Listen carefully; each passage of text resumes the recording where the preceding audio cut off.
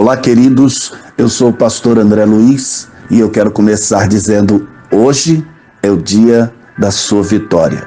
Meus queridos, que bom poder estar com vocês nesta manhã e ter a certeza de que Deus irá falar muito conosco por meio deste texto. Então, eu quero convidar você a ficar comigo até o final, pois eu tenho certeza de que Deus irá nos abençoar por meio da sua palavra. Estamos em Ezequiel 17 e eu quero pedir a você que compartilhe essa mensagem para que outras vidas também sejam abençoadas. Então, aperte no joinha e se você não é inscrito neste canal, inscreva-se, ative o sininho para você receber uma mensagem como essa cada manhã, quando colocarmos aqui uma nova mensagem. Vamos à leitura da palavra de Deus hoje, Ezequiel 17, verso 1 e verso 2, que nos diz assim: E veio a mim a palavra do Senhor dizendo: Filho do homem, propõe uma parábola e usa de uma comparação com a casa de Israel.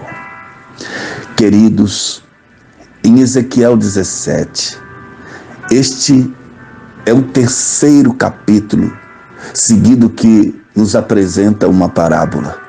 Preste atenção nisso. Nós estamos vendo desde o capítulo 15 que Deus está usando ilustrações para falar com o seu povo.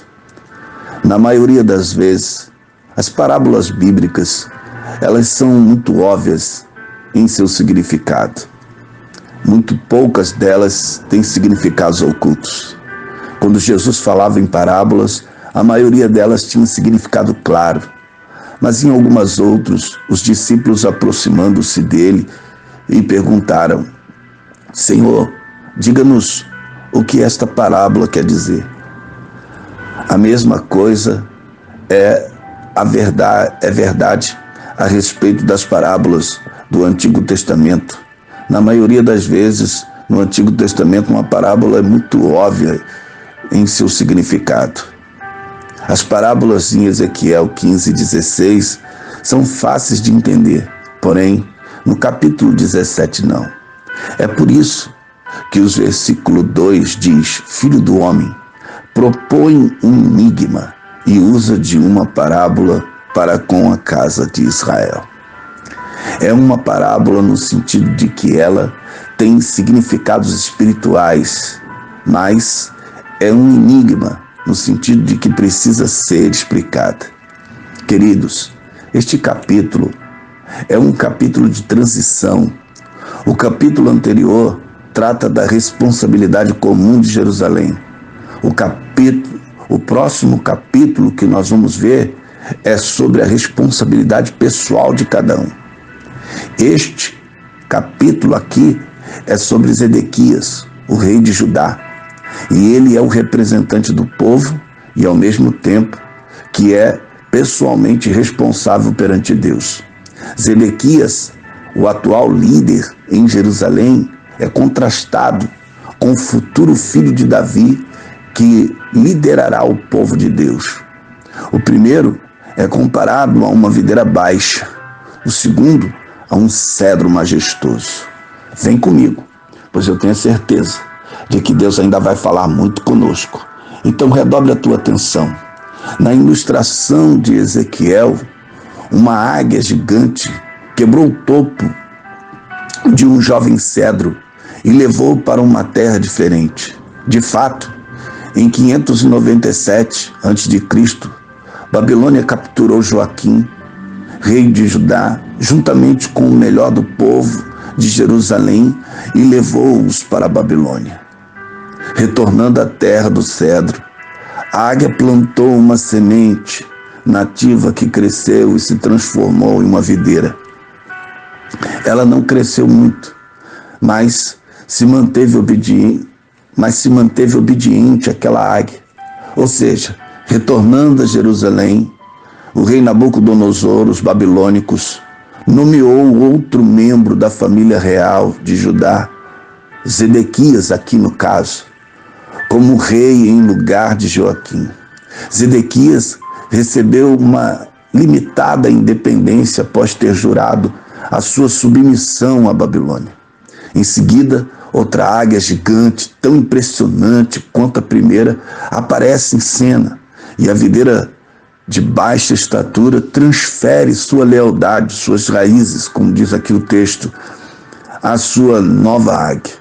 De fato, Zedequias se rebelou contra a Babilônia através da celebração de um contrato militar antibabilônico com o Egito. A primeira águia, que é a Babilônia, portanto, arrancou a videira com as suas raízes e cortou os seus frutos e galhos, deixando-a murchar e morrer. Babilônia destruiria Jerusalém e levaria Zedequias ao exílio humilhante, aonde ele morreria. A interpretação de Ezequiel, da ilustração, dá ênfase especial à traição de Zedequias ao quebrar o contrato com a Babilônia, versos 18 e 19 deste capítulo. Nós podemos confirmar isso. Zedequias tinha feito um juramento de fidelidade a Nabucodonosor, em nome do Senhor Jeová, mas quebrou esse juramento ao buscar ajuda do Egito. E como castigo, ele foi levado cativo para a Babilônia. É bem verdade que profetas como Jeremias e o próprio Ezequiel, e ainda muito antes, Isaías havia advertido o povo de Israel para que não fizesse aliança com o Egito. Por último, Ezequiel mostra que Deus, e não uma águia, vai retirar o topo de um cedro. Preste atenção nisso aqui, verso de número 22. Ele vai plantar no topo de uma montanha, onde se transformará em uma árvore enorme e magnífica, trazendo benefícios para as aves e animais de todos os tipos. A partir da linha davídica de reis, Deus tomará um rei, o Messias, e por meio dele estabelecerá um reino que trará bênçãos a todo mundo. O estabelecimento deste reino novo e universal por Jeová levará o mundo a reconhecê-lo como o Senhor da vida humana e o controlador do destino de Israel. Queridos, outros reinos também são chamados de árvores. Árvores altas e verdes secarão, mas a árvore de Deus florescerá.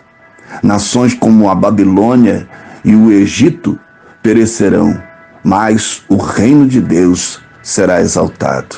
Ah, queridos, ao empreendermos as nossas vidas, as nossas atividades hoje, nós precisamos lembrarmos de colocarmos o Messias em primeiro lugar em nossas vidas, em tudo que havemos de fazer. Aqueles que estão unidos a Ele, hoje, participarão do seu reino para sempre. Para a nossa vida de cristãos, diante de tal leitura, poderíamos tirar muitas conclusões, mas poderíamos aqui nos questionar, por exemplo, se as alianças e compromissos que fazemos refletem de fato a vontade de Deus, ou se seguimos pela nossa estrada, independentes da palavra de Deus. Preste atenção nisso, queridos. Porque se Zedequias tivesse sido obediente a Deus, o seu fim seria diferente, pois ele havia sido instruído pelos profetas de Deus. Mas ele não obedeceu a palavra. Ele saiu do projeto de Deus. Mas ninguém pode frustrar os seus planos. Por isso, nós vemos que no final, o próprio Deus, é Ele que vai plantar um novo cedro. E Ele, então, estabelecerá o seu reino. Oh, queridos, eu quero te convidar a crer no controle de Deus e no seu poder e na majestade que este Deus exerce sobre todas as nações. E oremos para que o Senhor abençoe a nossa nação. E ore para que Deus abençoe a Igreja de Deus neste país, para que possamos ser frutíferos e abençoados. Vamos orar. Querido e eterno Deus, Pai querido, nesta manhã eu te oro para que a tua palavra, Senhor, tenha o seu fiel cumprimento em nossas vidas e que possamos estar atentos às alianças que nos são propostas, Senhor, para que não viemos, ó Deus, fazer o que não convém e o que o Senhor não deseja para com as nossas vidas. Senhor, abençoa-nos, enche-nos da tua palavra, enche-nos do teu Espírito e guarda-nos pelo caminho. Esta é a oração do teu servo nesta manhã, em nome do Senhor Jesus. Queridos, eu vou ficando por aqui, mas pedindo a você que compartilhe esta mensagem, que dê o teu like para que esta ferramenta possa entregar esta mensagem a mais pessoas. E também se inscreva no canal, para que você possa receber uma palavra como essa cada manhã, quando colocarmos aqui uma nova mensagem. E eu termino dizendo, Deus abençoe a tua casa, Deus abençoe a tua família, Deus abençoe a tua vida, em nome de Jesus. Amém.